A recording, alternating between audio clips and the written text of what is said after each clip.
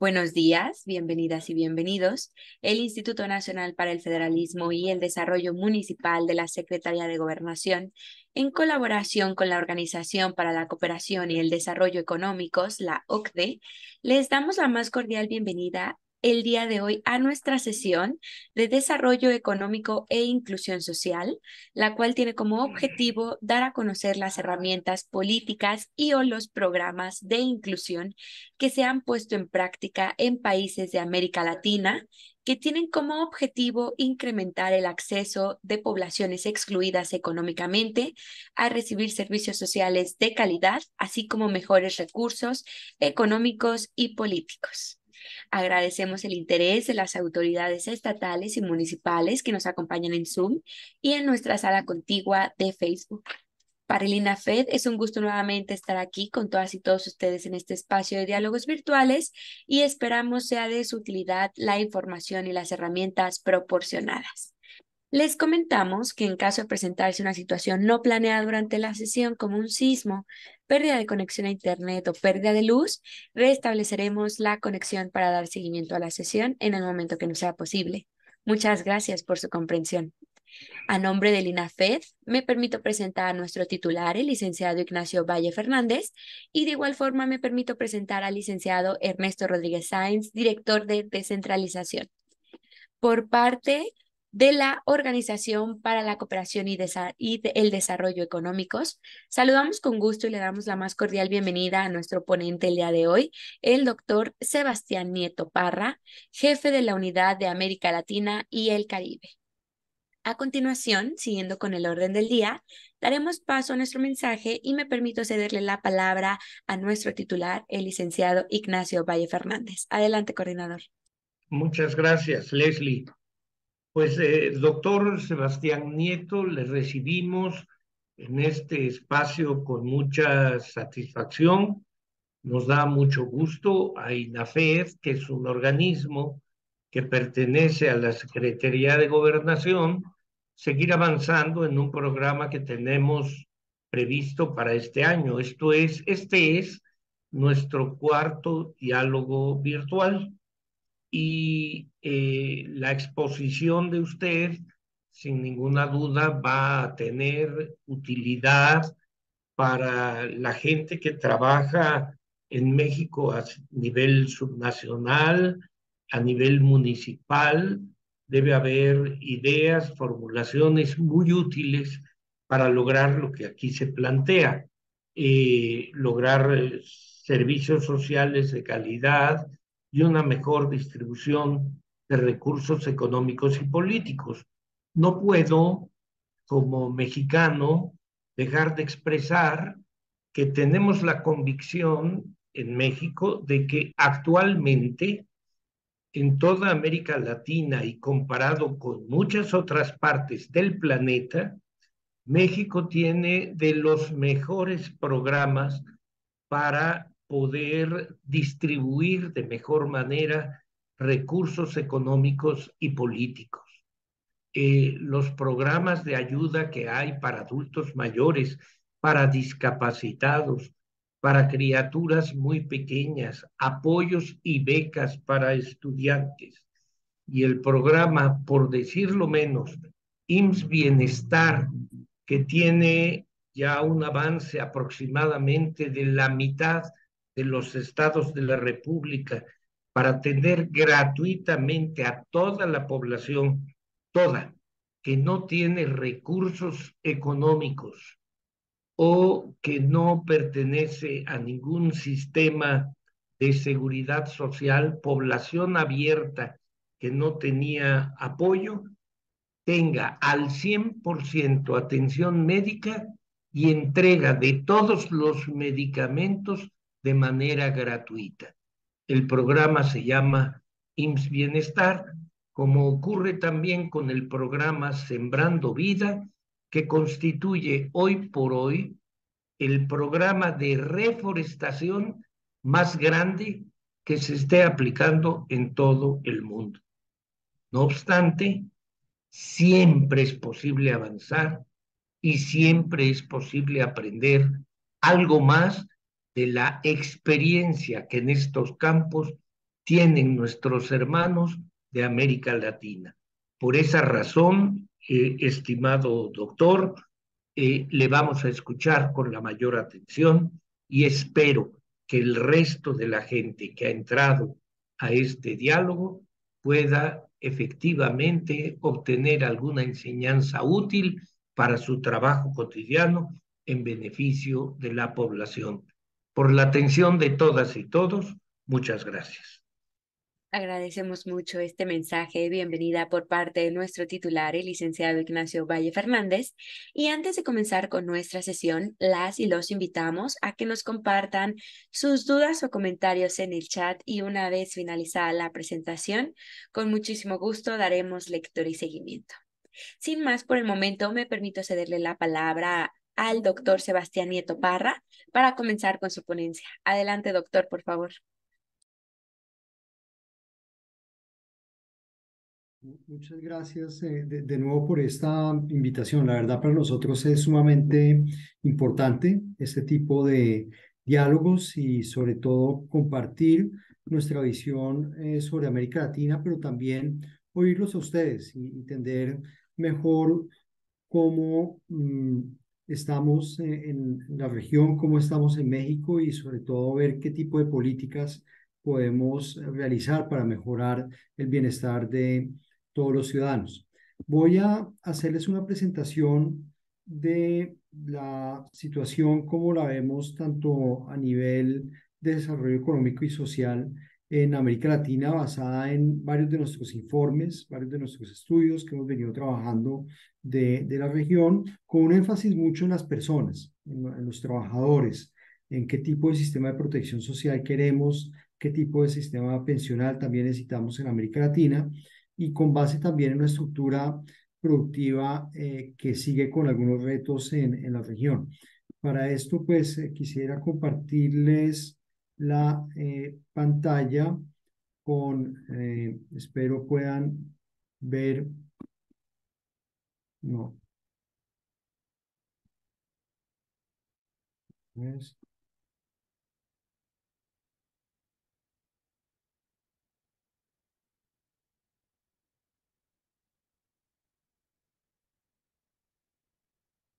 espero ahora sí ya puedan ver la presentación. Eh, Perfecto.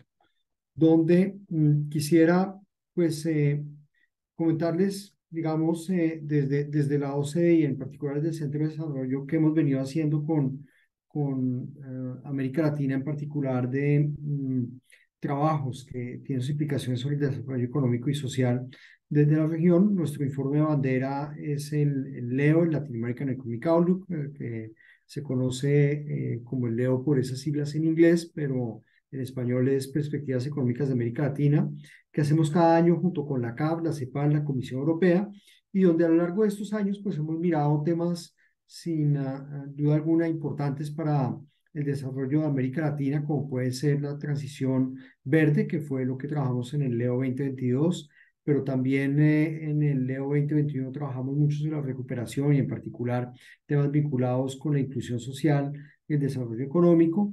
El LEO 2020, un tema también fundamental de tendencia global como es la transformación digital, y el Leo 2019 sobre desarrollo en transición, y es cómo podemos ir más allá del PIB cuando pensamos en el bienestar.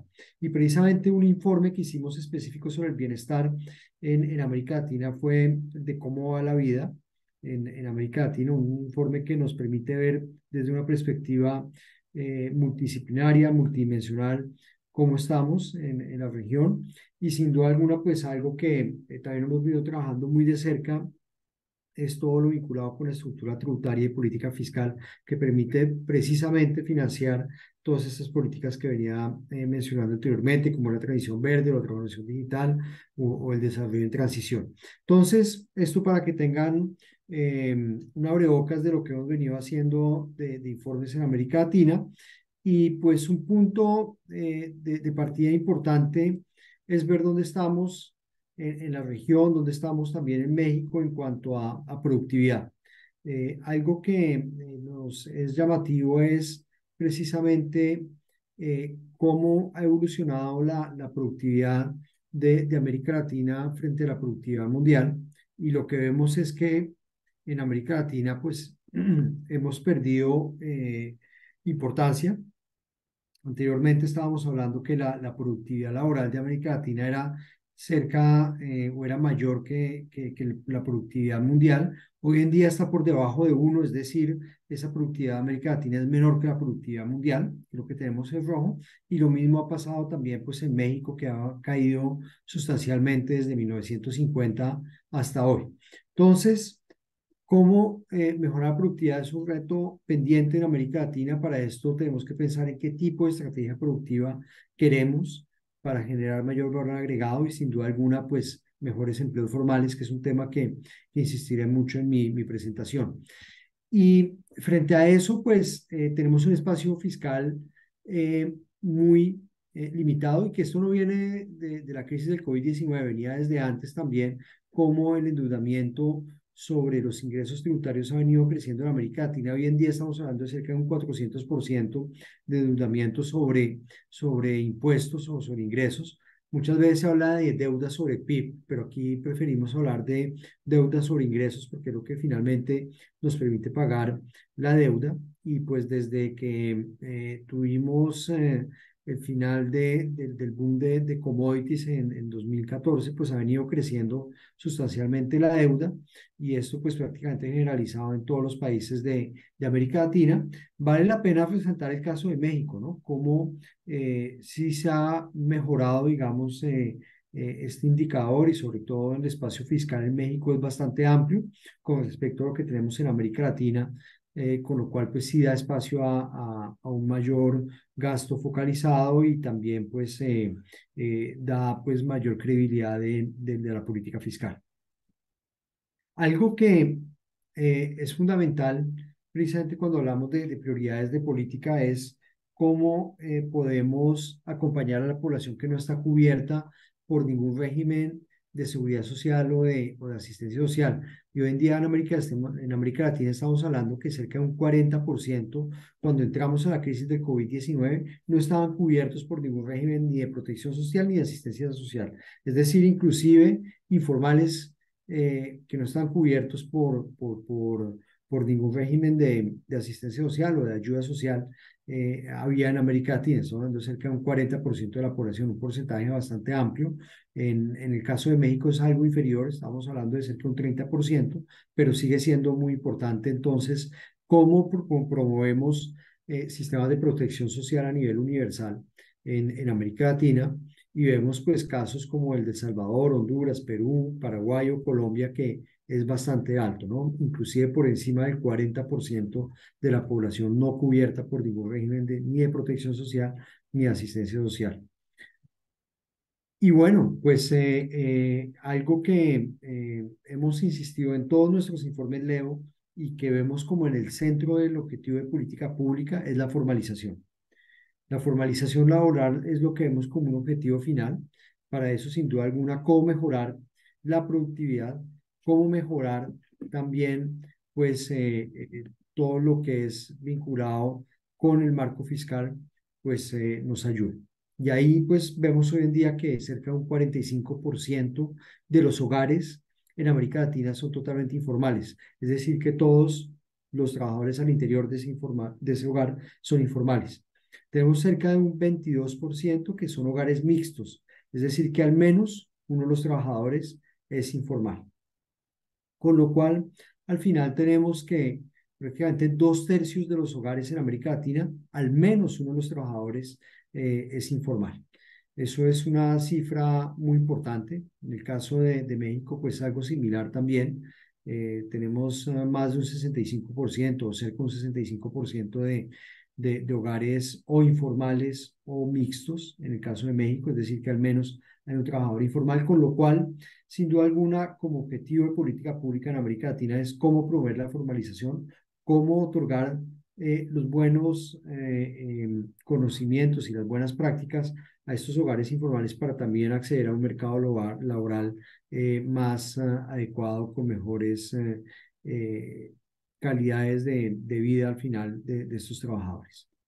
Y algo que, ya entrando en el detalle de por grupo de edad, pues vemos que son sobre todo los jóvenes y las personas mayores las más vulnerables, lo que estamos viendo hoy en día en América Latina. Estamos hablando de esto prácticamente generalizado. Ustedes ven los gráficos acá, pues son en forma de U, prácticamente en todos, y esa forma de U nos explica entonces que tanto los jóvenes, las personas más jóvenes, como las personas mayores son las que tienen mayores tasas de informalidad.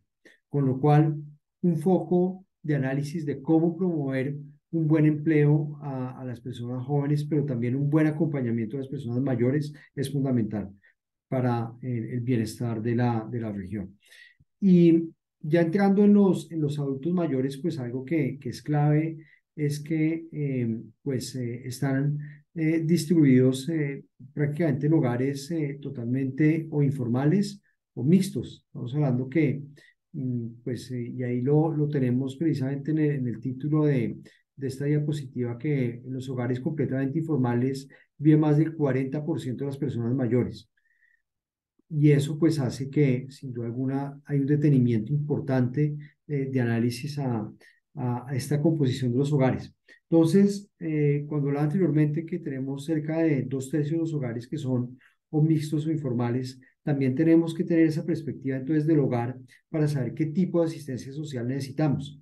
Muchos de los programas están enfocados en la persona, como son programas o adultos mayores o programas enfocados en los jóvenes o en los informales, pero no se tiene esta perspectiva del hogar y no se tiene el mapeo adecuado del hogar para saber qué tipo de asistencia es la mejor y sobre todo de acompañamiento para la creación, por ejemplo, de empleo formal, qué tipo de competencias o de educación necesitan estos informales para una buena inserción en el mercado laboral. Y todo esto dentro de la perspectiva del hogar. Muchos hogares mixtos, pues el tipo de política debería ser diferente a cuando son hogares totalmente informales. Por ejemplo, también hay todo un tema vinculado con la igualdad de género y cómo las mujeres son las más afectadas dentro de estos hogares mixtos. Entonces ahí, esa perspectiva o unidad de análisis del hogar le damos bastante importancia. Y las desigualdades son muy altas. Estamos hablando de unas desigualdades muy altas en América Latina al final, tanto para mayores de 65 años como para la población completa. En el caso que tenemos de México, pero también de Colombia, sobre todo en el caso de Colombia es muy llamativo, la desigualdad es aún mayor para los adultos mayores de 65 años que para el total de la población. Y de forma general, creo que tenemos en las barras verdes o que están, las barras azules que están cubiertas por una barra verde, pues lo que vemos es que sobre todo el Gini es muy alto en América Latina con respecto a los países de la OCDE y en particular al promedio de la OCDE. El Gini de la OCDE estamos hablando que es de 0,3, mientras que en América Latina estamos hablando que es cercano a 0,45. En el caso de México es algo mayor inclusive, sin olvidar pues el caso, por ejemplo, de Colombia para los adultos mayores de 65 años que ya puede llegar a 0,8. Entonces, ¿cómo atacar tanto la productividad y las altas desigualdades con un buen sistema fiscal? Es fundamental. Y frente a todo esto, pues lo que queremos un objetivo es de formalización de empleo.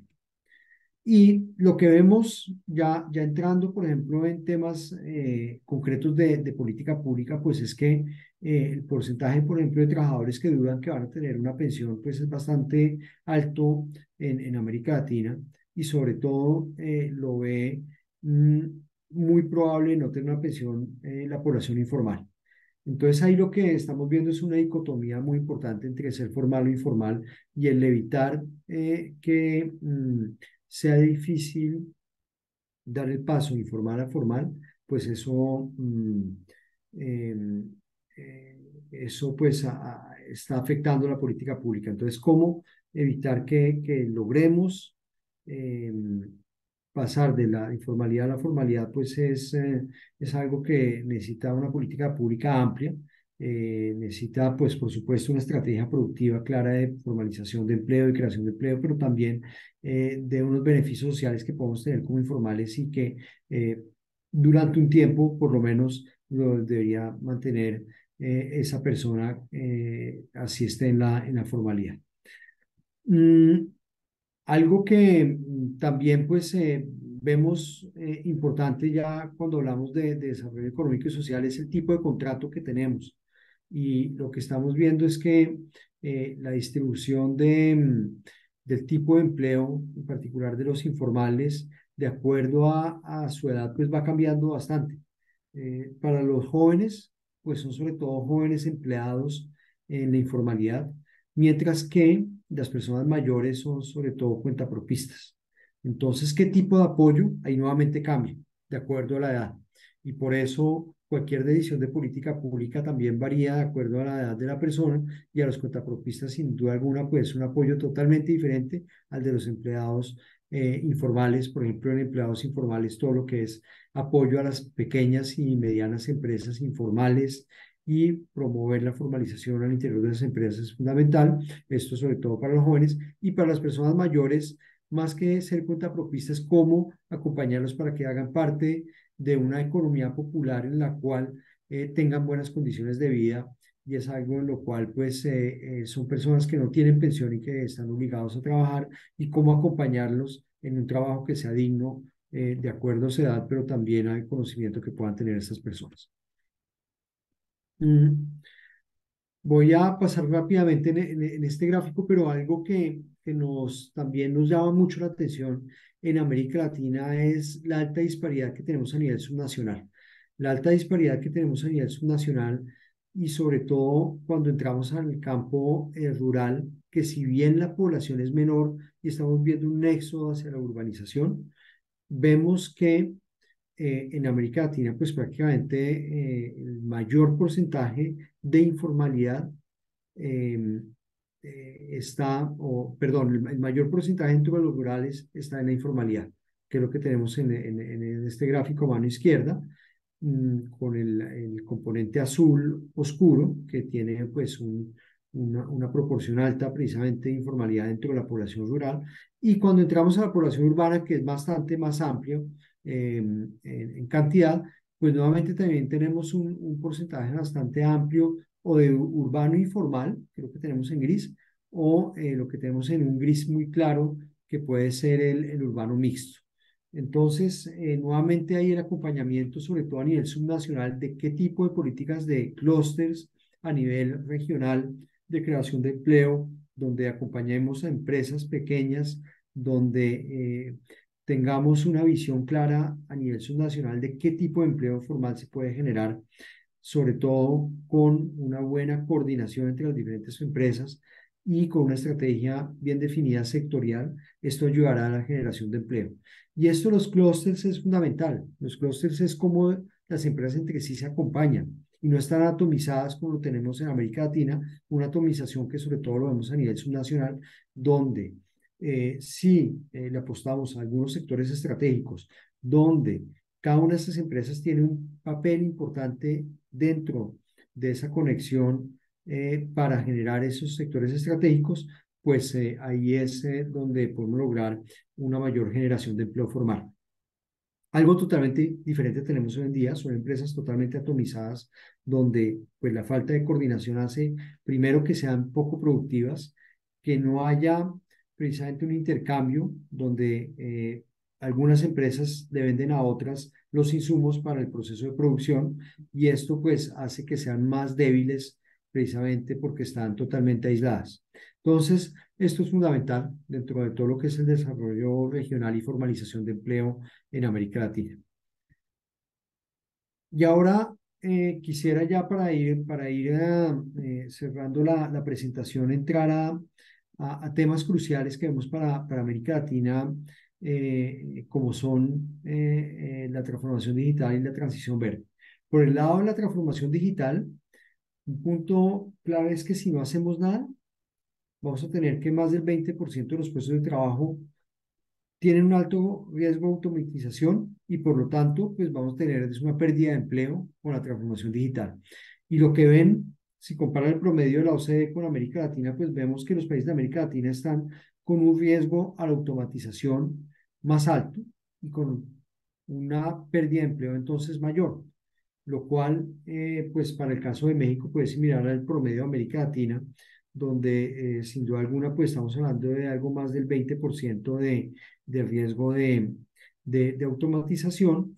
Y esto pues nos lleva nuevamente a pensar qué tipo de competencias, qué tipo de acompañamiento debemos dar a las personas. No es defender los puestos de trabajo, no es defender los puestos de trabajo porque con la automatización es muy difícil defender puestos de trabajo que se pueden reemplazar o por una máquina o gracias a la inteligencia artificial o por otros mecanismos de la transformación digital, pero lo que sí podemos hacer es cómo acompañar a esos trabajadores que están en esas ocupaciones y promover nuevos empleos más en acorde con el futuro del trabajo y para eso pues darle las competencias necesarias a estos trabajadores.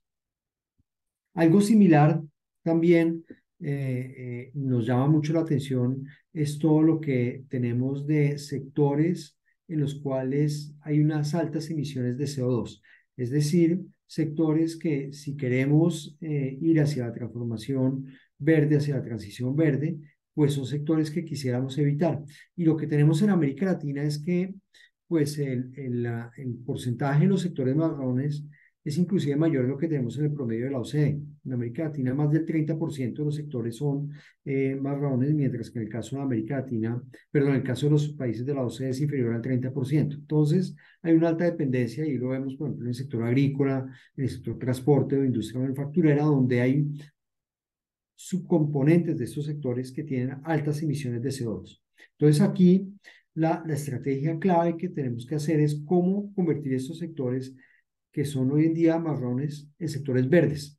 Por ejemplo, cómo pasamos de una agricultura alta en emisiones de CO2 a una agricultura sostenible. Cómo pasamos una movilidad urbana con altas emisiones de CO2 a una movilidad sostenible donde sin duda alguna un mejor transporte público, una mayor modalidad de modos de transporte, pues nos ayudará bastante. Y lo mismo con la industria manufacturera, cómo podemos desarrollar algunas industrias más sostenibles ambientalmente. Y bien, si cumplimos con los compromisos que hemos adquirido a nivel internacional de descarbonización, vamos a tener lo que estamos viendo al lado izquierdo de este gráfico, y es una pérdida de trabajo sustancial.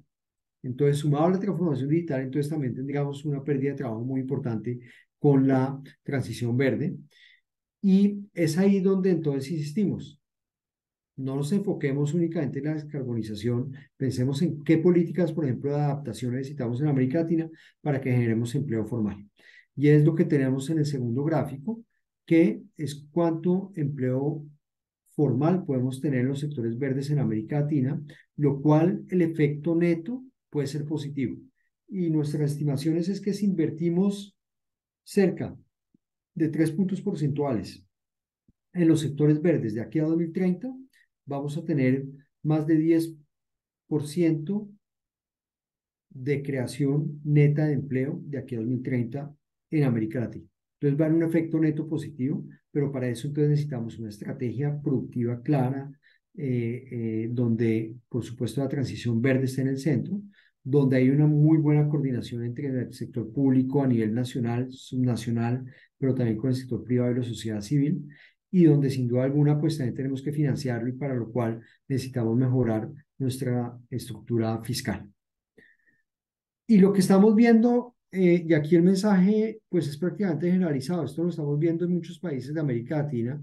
Aquí tenemos pues el caso de varios países donde un impacto alto es cuando invertimos 3%, 3 puntos porcentuales, perdón, de más en los sectores verdes.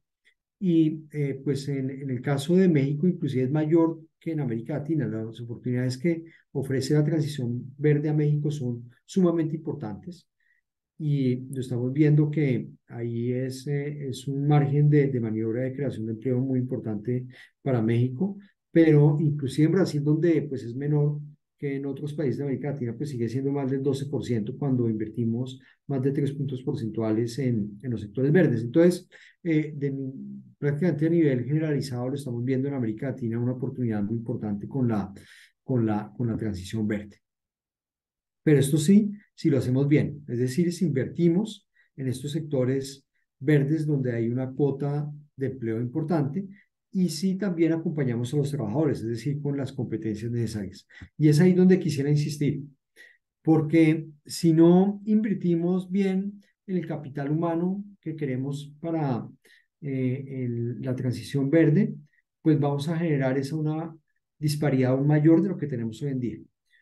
Hoy en día lo que estamos viendo es que los sectores verdes, sobre todo, son trabajadores que tienen una educación terciaria, son trabajadores formales y son sobre todo hombres. Si ustedes ven en este gráfico, todo lo que está por debajo de uno quiere decir que son personas que no tienen una probabilidad tan alta de tener un puesto verde, como son. Entonces, las mujeres, los informales y las personas con menor educación, a la educación secundaria superior. Entonces, ahí es donde tenemos que hacer un foco de análisis muy importante y cómo vinculamos las políticas de asistencia social con la transición verde. Cómo cualquier apoyo o ayuda de asistencia social a los más vulnerables tiene que tener también un componente de mejores competencias, sobre todo para lo que tiene que ver con el futuro del trabajo. Esto es fundamental. Sin eso, pues lo que vamos a tener es una disparidad aún mayor entre formales e informales, entre hombres y mujeres, y también entre personas que tienen un alto nivel de educación y las personas que tienen un bajo nivel de educación. Competencias es algo fundamental. Estamos viendo que tanto, no solamente personas que tienen un nivel de educación inferior a la educación secundaria superior, pero también las personas que tienen un nivel de educación terciaria, pues su nivel de competencias digitales es menor a lo que tenemos en los países de la OCDE. Entonces, las competencias digitales deben estar en el centro porque esto nos ayuda también a la transición verde. Muchas de las tareas del futuro, cuando hablamos de transición verde, tiene un componente digital muy importante. Y por lo tanto, algo que se necesita acompañamiento a lo largo del ciclo de educación es unas mejores competencias a nivel digital. No es usar el teléfono, no es usar las redes sociales, es lo que está al interior del teléfono y sobre todo lo que podemos crear de aplicaciones, por ejemplo, para vivir mejor o para generar una mayor productividad. Es ahí donde tenemos que hacer un foco muy importante y también cómo todo lo que son políticas vinculadas, por ejemplo, con la economía circular, que tiene un componente digital importante, nos podemos involucrar mejor desde América Latina en esa agenda global. Ya para ir cerrando de sentar estas diapositivas, quisiera insistir en un punto fundamental, que es el de la estructura tributaria. De la estructura tributaria que hoy en día en América Latina pues todavía vemos, primero que recordamos poco, creo que tenemos en el segundo gráfico, en porcentaje del PIB América Latina recauda cerca del 22% del PIB, en los países de la OCDE estamos hablando de cerca del 34% del PIB. Entonces hay margen de mayores ingresos para toda esta agenda socioeconómica que queremos, de creación de empleo formal, es decir, de cómo acompañar a los trabajadores informales con mejores competencias, de cómo acompañar también a las mujeres con unas competencias digitales y también vinculadas con la transición verde, de cómo financiar las inversiones en capital físico en todo lo que tiene que ver con los sectores verdes. Y ahí, pues, sin duda alguna, también tenemos que ver en toda la estructura tributaria, porque si aumentamos los impuestos, por ejemplo, de renta a las empresas, pues va a tener un efecto nefasto sobre la creación de empleo formal. Entonces, también es mirar la estructura tributaria y lo que estamos viendo en América Latina, y si nuevamente nos concentramos en este gráfico a mano derecha, es que en verde tenemos el impuesto directo a las personas físicas. Y en América Latina solamente recaudamos un 2% del PIB en personas físicas, mientras que en los países de la OCDE es 8% del PIB. Entonces, ¿cómo mejoramos la progresividad de este impuesto? ¿Cómo mejoramos también algunos gastos tributarios, es decir, algunas exenciones tributarias que no generan el beneficio esperado? Y por supuesto también cómo podemos aumentar paulatinamente y sabiendo aumentar bien la base tributaria también para que mayores personas paguen impuestos sin que esto afecte la formalización laboral. Es una ecuación bastante compleja, pero que es posible y en la cual, sin duda alguna, podemos tener mayores ingresos y también una mayor igualdad en América Latina. Hoy en día, en América Latina lo que tenemos es que, gracias a las intervenciones del Estado en impuestos y en gasto, tenemos que el Gini, es decir, el indicador de desigualdad, solamente cae en 3 puntos. En los países de la Unión Europea caen cerca de 16 puntos cuando interviene el Estado con impuestos y con gasto. Entonces, sin duda alguna, necesitamos una mejor progresividad del sistema tributario, es decir, que los que puedan pagar más paguen algo más que la población vulnerable. Y en cambio, lo que tenemos es que las empresas pagan bastante en América Latina y esto afecta al emprendimiento. Cerca del 15% del total de ingresos tributarios en América Latina provienen del impuesto de renta a las empresas, lo que tenemos en el gráfico a mano izquierda. En los países de la OCDE no llega al 10%. Entonces, nuevamente, ¿cómo podemos generar una mejor estructura tributaria en América Latina? Y como decía antes, gracias a esta mejor estructura tributaria podemos mejorar de algunos puntos porcentuales los ingresos de la región, que hoy en día son cercanos al 22% del PIB. En el caso de México es algo inferior al 22% del PIB, cercano al 18%. Entonces es inclusive menor de lo que tenemos en el promedio de América Latina. Y pues para terminar entonces, y resumiendo mucho de lo que necesitamos hacer al final, eso es un nuevo contrato social que sea justo, legítimo y estable, donde tengamos diferentes pactos, diferentes acuerdos. Un pacto vinculado con la estrategia productiva, un pacto vinculado con un sistema de protección social y de mejores servicios públicos, y un pacto vinculado con todo lo que es el marco fiscal.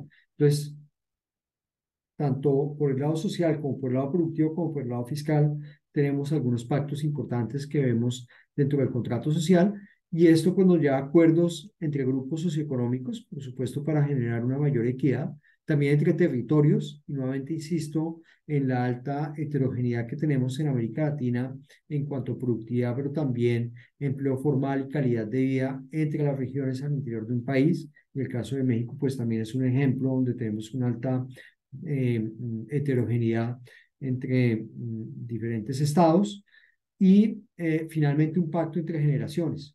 Pacto entre generaciones donde está vinculado, por supuesto, todo lo que mencionaba anteriormente, la vulnerabilidad de los jóvenes y de los adultos mayores, pero también vinculado con todo lo que es la transición verde y cómo evitar que no se hagan las políticas hoy en día y que tengan repercusiones muy importantes sobre la esperanza de vida y la calidad de vida de las personas más tarde, es decir, de nuestros hijos o nietos más tarde y que precisamente pues afecte finalmente el bienestar de la región. Entonces, con eso quisiera terminar de la importancia entonces de una política coordinada tanto por estrategias productivas, tanto de inclusión social y tanto fiscales para generar estos acuerdos que son sumamente importantes entre los grupos económicos, entre los territorios y entre generaciones.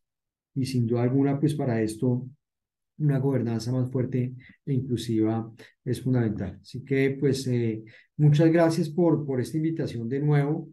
Aquí tienen mis datos, la cuenta nuestra de Twitter, la de la mía, pero también nuestra página de internet si quieren acceder a nuestras publicaciones. Gracias. Agra- Agradecemos mucho esta exposición tan interesante por parte del doctor Sebastián Nieto Parra, jefe de la Unidad de América Latina y el Caribe, y de igual forma agradecemos el interés de las autoridades municipales y estatales que nos acompañan el día de hoy. Antes de dar paso a nuestro espacio de preguntas, doctor, me permito cederle el uso de la voz al licenciado Ernesto Rodríguez Sáenz para que nos brinde unos comentarios. Adelante, por favor, licenciado. Muchas gracias. ¿Qué tal? ¿Cómo están amigos, amigas? Nos da mucho gusto que nos acompañen el día de hoy.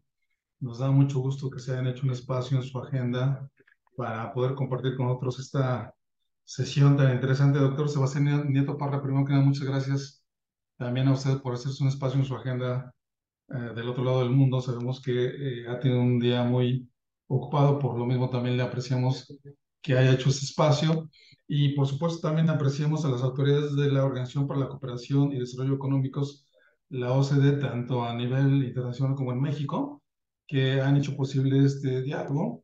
Sabemos con gusto a la maestra Ivonne López, que ha permitido también hacer esta coordinación de esfuerzos, porque sin duda alguna, doctor, ese tema del desarrollo económico e inclusión social, pues está en el centro de las discusiones hoy en día, ¿no? Y pues sin duda alguna en lo que nuestros amigos y amigas generan algún comentario, alguna pregunta, alguna reacción en nuestro chat del Zoom y en nuestro chat del Facebook, pues quisiera compartir con usted algunos aspectos.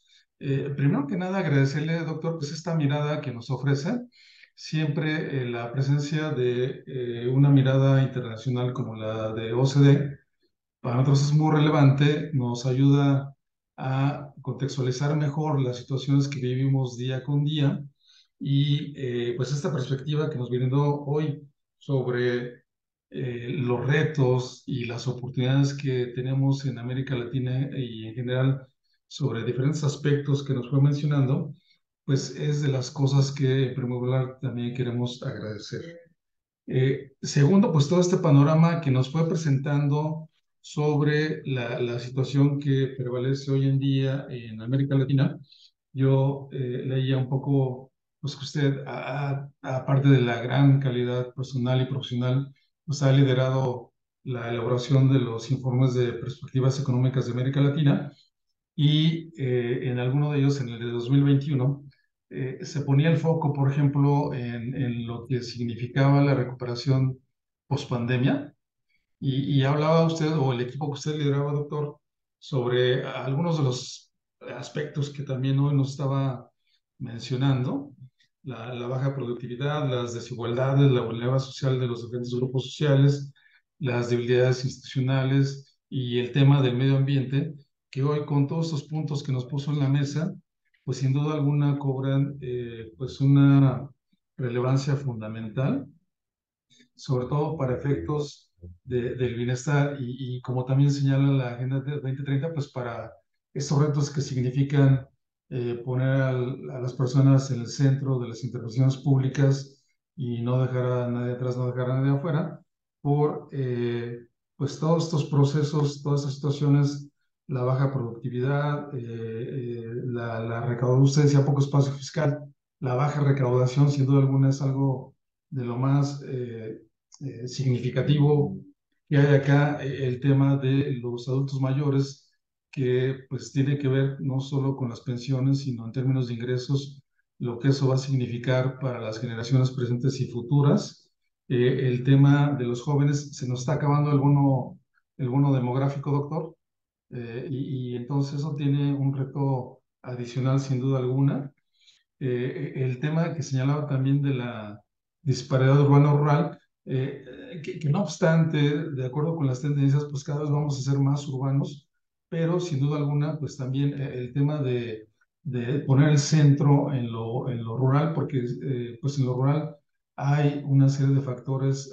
Ayer en otra conferencia brillante nos aludían de estas situaciones que afectan a las personas, donde diferentes aspectos pues pesa más para las personas, por ejemplo, cuando son mujeres, cuando son indígenas o cuando viven en un medio rural, pues sin duda alguna impacta de manera más negativa en estas personas. Y pues otro de los temas también, sin duda alguna, fundamentales, pues tiene que ver con dos o tres aspectos en cuanto a propiamente, digamos, la economía, los empleos, lo que va a pasar con los empleos, el tipo de empleos que vamos a tener en el futuro y sobre todo, doctor, quizás el tema de las competencias que vamos a necesitar para el futuro. Y entonces aquí pudieran ser más políticas de carácter nacional, pero sin duda alguna los gobiernos locales tienen mucho que decir también en este aspecto y en los que usted nos ha venido mencionando. Entonces, si esto le vale a usted algún comentario, doctor, hacia allá quisiera ir mi pregunta. Si bien eso es como un panorama internacional y luego baja a los gobiernos nacionales, ¿qué papel pueden jugar los gobiernos locales y las autoridades municipales que, como las que hoy nos escuchan, pues sin duda alguna tienen un gran compromiso en sus diferentes municipios de nuestro país? Y luego, si me permite, doctor, pues un aspecto adicional, señalaba usted en este otro informe y lo que vimos hoy con mucho énfasis en esta presentación, lo importante que es fortalecer las políticas sociales, una mayor integración regional. Hoy nos hablaba de este nuevo contrato social entre grupos, territorios y generaciones. De hecho, la misma composición de los hogares, no sé si en México o incluso a nivel de otros países, pues sin duda alguna ya está cambiando, ya tenemos lo que hoy llaman hogares mixtos, multifuncionales, en fin, y pues una operación internacional para la recuperación, no solo de América Latina, sino en general, pues son de estos aspectos que usted nos resaltaba en esta conversación el día de hoy, doctor. Y por último también, solo como un detalle, me llamaba la atención lo que usted mencionaba en cuanto a los hogares, cuando en general, digo, no sé si es una percepción personal, estamos más acostumbrados a hablar del empleo informal como individuos, como personas, y no tanto como hogares, como el hogar informal. Me llamó la atención esa categoría que usaba, y no sé si tiene alguna otra implicación, pero bueno, simplemente reiterar nuestro agradecimiento a esta exposición que nos hizo hoy el doctor en Economía, doctor Sebastián Nieto Parra, jefe de la Unidad de América Latina y el Caribe del Centro de Desarrollo de la Organización para la Cooperación y el Desarrollo Económicos, la OCDE. Le reitero el agradecimiento, doctor, y no sé, Leslie, si el doctor nos puede hacer algún comentario o bien si hay alguna pregunta en el chat, tú nos indicas. Así es, Ernesto. Tenemos una pregunta en el chat por parte de nuestro participante Tomás Jiménez Díaz, que nos comenta, el empleo informal genera ingresos para la federación.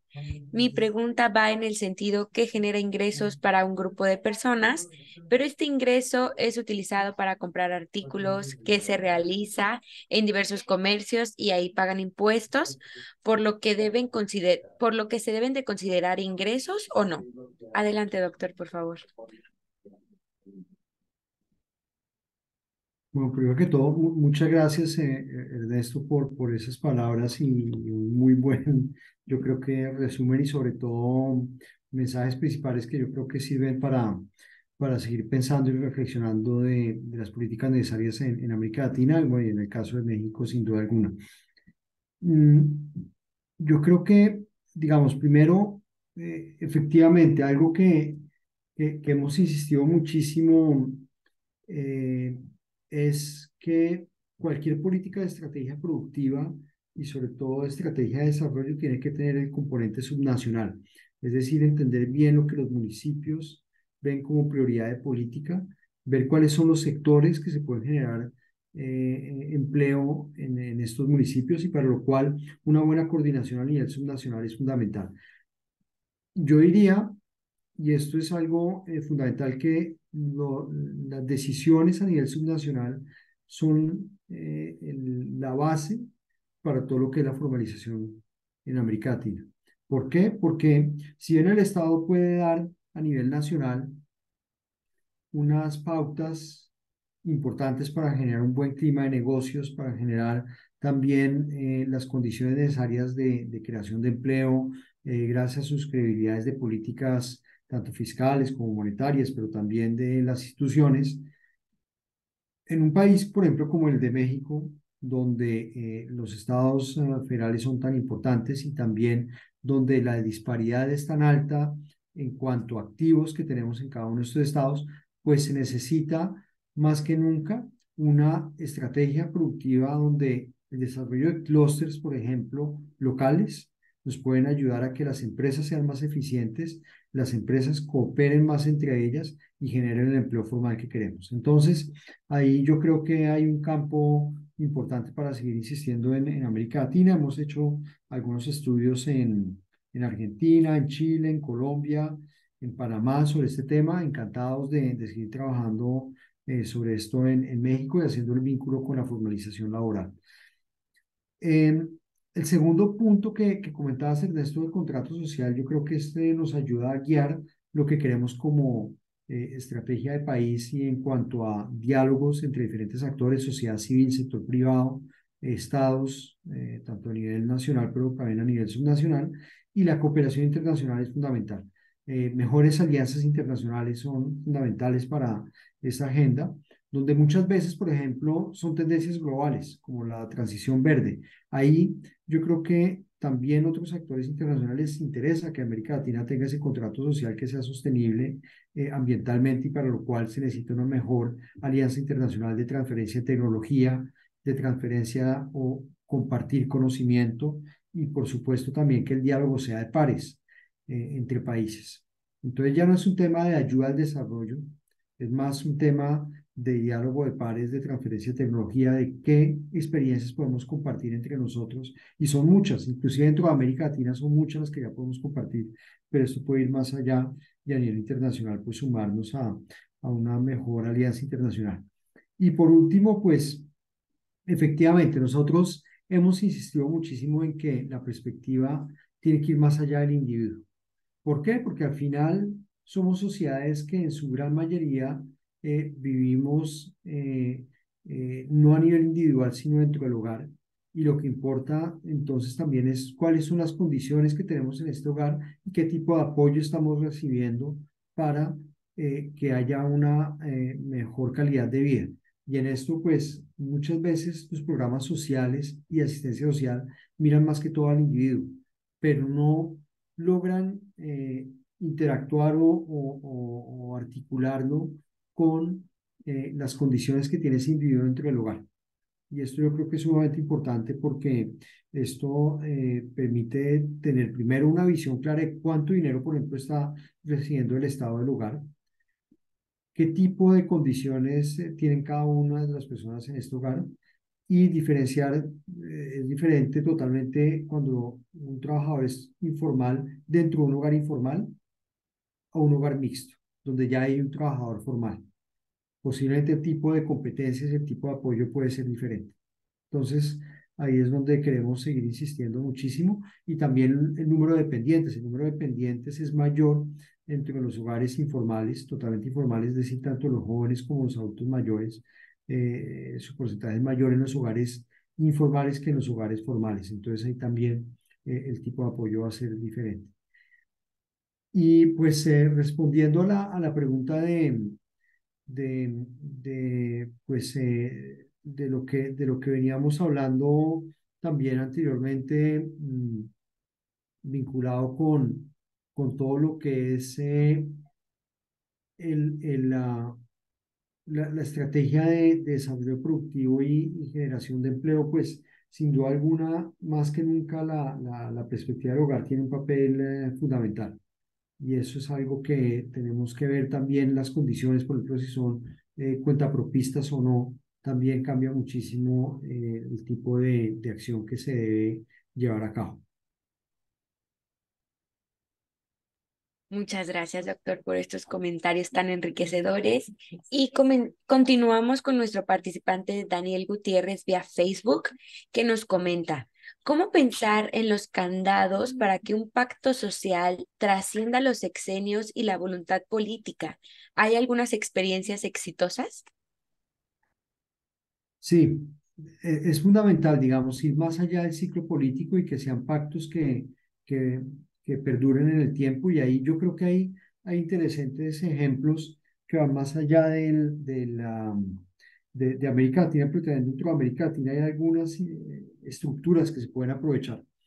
Un caso, por ejemplo, importante fue el Pacto Social de Moncloa en España, donde varios partidos políticos lo firmaron, sobre todo el PSOE y el PP, para generar una agenda social de largo plazo y donde se trabajara precisamente bajo ese objetivo de ese pacto fijado entre diferentes partidos políticos y donde participó la sociedad civil y el sector privado. Ese es un ejemplo. También en el caso de Francia con el Grenelle, se llama, este tipo de acuerdo de diferentes partidos políticos, la sociedad civil, el sector privado, para apoyar políticas de largo plazo y desarrollo productivo y que funcionó muy bien en Francia hace algunas décadas. Y en el caso de América Latina, pues tenemos algunos acuerdos que son muy interesantes y que se podrían aprovechar mucho más. Por ejemplo, el Acuerdo Nacional en Perú, que une diferentes partidos políticos, la sociedad civil, el sector privado y se reúnen precisamente para discutir sobre lo que se quiere hacer de mediano y largo plazo. Esto necesita mayor fuerza política, diría yo, para su implementación y que esté más acorde con las leyes y sobre todo los planes plurianuales de inversión, pero sí existe esa estructura y que puede ser también adoptada en otros países de América Latina. Muchas gracias, doctor, por esta puntual respuesta. Y la última pregunta que hemos llegado a identificar viene por Raid Said vía Facebook, que nos pregunta: buenos días, mi pregunta es inclusión, empoderamiento y resiliencia. ¿Qué significa esto en la práctica? Muy bien. Bueno, primero tienen que ir de la mano, tanto la inclusión como el empoderamiento y la resiliencia.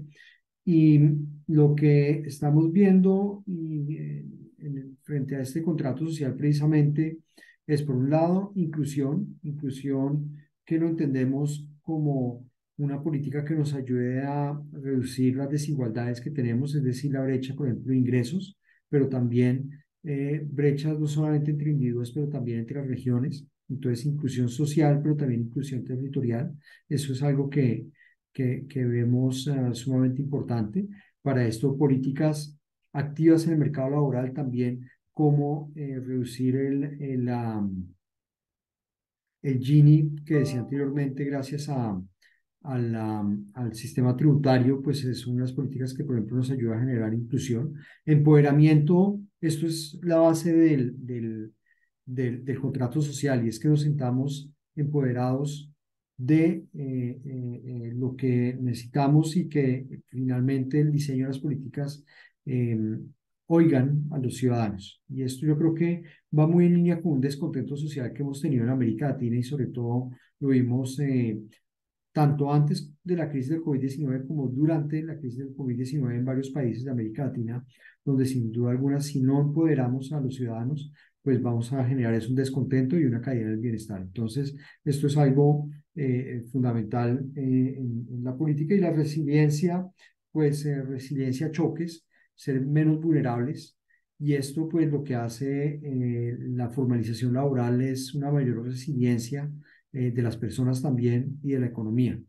Y para esto, pues, sin duda alguna, necesitamos generar mecanismos de creación de empleo formal, también sostenible, como lo mencionaba anteriormente, y que es posible, pero para eso necesitan buenas inversiones. Así que con todo esto, quisiera insistir en que si es posible, digamos, en la práctica podemos llevar a una mayor inclusión, empoderamiento y resiliencia, y van de la mano, son totalmente complementarios. Muchas gracias, doctor, por darle estas puntuales respuestas a las inquietudes de nuestros participantes, y de igual forma agradecemos todas las preguntas que nos hicieron llegar vía chat. Para dar paso a nuestro cierre, me permito cederle la palabra a la licenciada Ivonne López, gerente de Mercadotecnia y Ventas para América Latina, España y Portugal de la OCDE en México. Adelante, licenciada Ivonne, por favor. Gracias, sí, pues no, como siempre, agradecerles el entusiasmo. Licenciada Ivonne, la escuchamos muy lejos.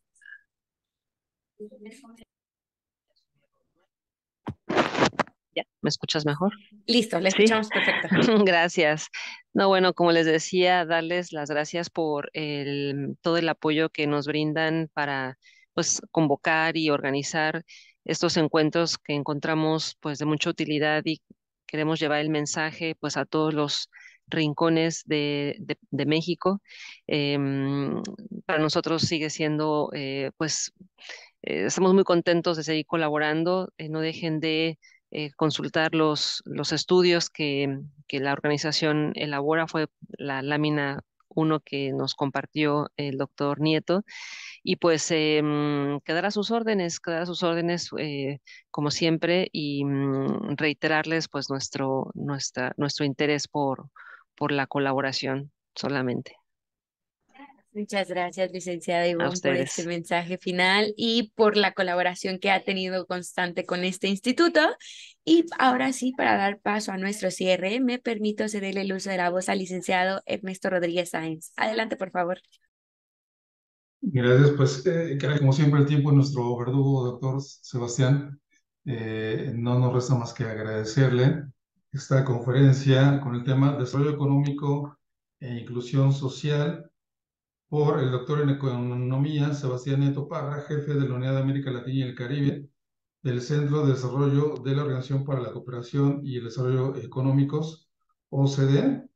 Le agradecemos nuevamente, doctor, por su presencia, igual a todo el gran equipo de trabajo de la OCDE, a la maestra Ivonne López, que amablemente nos ha hecho esta coordinación para poder tener este cuarto diálogo ya, doctor, pues con temas fundamentales y que van al centro de la discusión social, económica, yo diría que incluso cultural, no solo de nuestro país, sino ni tampoco de la región América Latina, sino pues es un diálogo con alcance internacional y justamente esa mirada internacional es la que apreciamos que el día de hoy el doctor Sebastián Nieto nos haya compartido en este tema de desarrollo económico e inclusión social para fortalecer, pues, entre otras cosas, nuestros pactos, que los pactos tendrían que estar ya plasmados en todas nuestras constituciones políticas, doctor.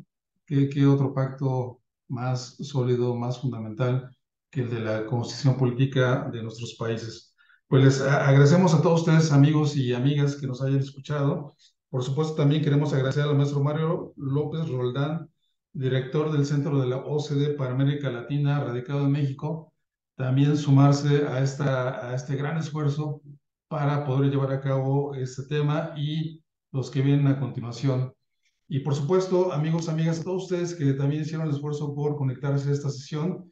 Por supuesto, la presentación, los datos, la información que hoy se presentaron, los enviaremos a los correos con los cuales se registraron. Y también agradecer a todo el equipo del INAFED que hizo posible esta transmisión, al equipo de OCDE. Y doctor, nuevamente muchas gracias, que tengan una excelente noche allá en París. Amigos, amigas, ustedes que tengan una excelente tarde acá en México. Muchas gracias. Muchas gracias, Ernesto, muchas gracias, Ivonne, por todo lo que hiciste para que fuera posible este encuentro y mil disculpas con Tomás, no le contesté la pregunta, pero se la acabo de responder por el chat. Muchas gracias, doctor, y a todos ustedes que nos acompañaron. Nos vemos en nuestra siguiente sesión. Que tengan un excelente día. Hasta pronto. Hasta luego.